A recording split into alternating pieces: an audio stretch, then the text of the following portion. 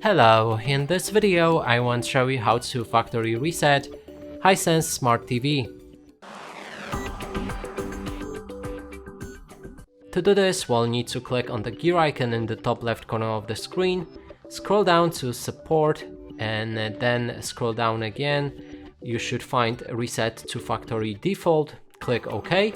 And then you can reset your device to factory settings. Reset will clear your personal settings and information. Are you sure you wish to continue? Then we can accept or disagree to save the existing channels and my favorite channels on this TV. I'm gonna delete them. So we can go for a restore button, click on it, and then enter the pin that is visible on the top. So it's for me 7276. Probably you have a different pin, so be sure to check it.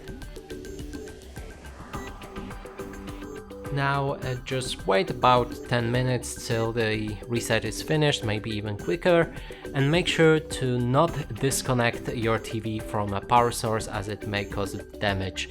And that's it for this video. Hope you like it. Please consider subscribing to our channel, leave a like and a comment below.